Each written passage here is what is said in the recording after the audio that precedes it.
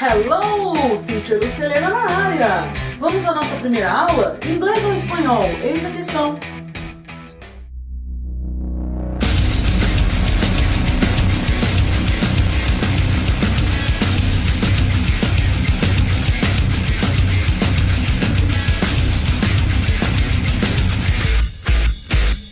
Inglês ou espanhol para a Academia da Polícia Militar do Barro Branco?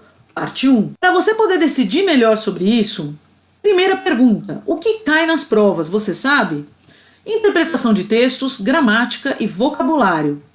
Bom, vamos falar primeiramente de gramática. Você tem questões específicas de gramática. Um tópico que mais cai na prova de inglês é conjunções.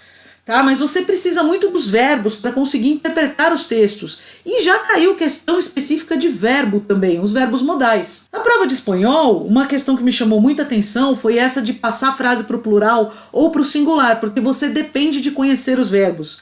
E faça-me o favor, dá uma olhada nessa tabela. O verbo ter no presente. Se você pensar em português, a conjugação seria tenho, tens, tem, temos, tendes e tem. E você pensa, espanhol é parecido com português. Olha, eu não tiro a tua razão, é parecido, por isso que é bem difícil. Dá uma olhada na mesma conjugação do verbo ter em inglês. Have ou has. Pelo amor de Deus, é muito, muito mais fácil. E você estudando inglês, que essa matéria é bem mais fácil, na última prova do Barro Branco você conseguia fazer 2 pontos, ou seja, você faturava 1/3 dos pontos da prova do Barro Branco.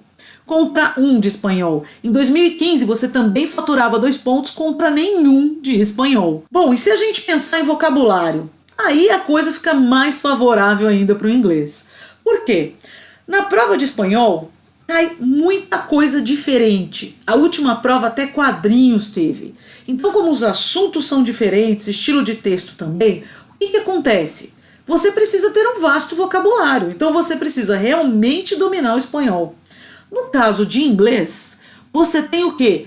Os mesmos assuntos. Então, as 7 provas de Barro Branco de inglês, ou cair assunto falando de polícia ou de direitos humanos. E isso te dá uma vantagem, porque você só precisa conhecer vocabulário específico, vocabulário técnico dessas 2 áreas. E isso é muito mais fácil, dá para focar nos estudos, facilitar a sua vida e acabar com a sua dor de cabeça. Bom, se a gente for pensar agora na quantidade de textos, gente, dá uma olhada na tendência aqui das últimas provas. 2016, quem optou por espanhol se deu mal porque teve que ler 3 vezes mais do que quem fez a prova de inglês. E o que significa isso na prática? Significa que a pessoa teve que ler mais em menos tempo. Porque o tempo total da prova ele não foi aumentado porque a pessoa escolheu espanhol e tinha mais texto para ler. Ah, mas será que foi isso mesmo, gente? Eu contei a quantidade de palavras, tá, de cada prova. Veja a diferença, quase 700 palavras de espanhol contra 200 e pouquinho de inglês. Tá? Então quem escolheu o espanhol se deu muito mal porque teve que ler muito e num espaço menor de tempo. Tá? E espanhol tem muito falso cognato. O que é isso? Palavra parecida com português, que você jura que sabe o que quer dizer. E a única coisa que você consegue é se dar mal. Curtiu a aula? Me dá um like.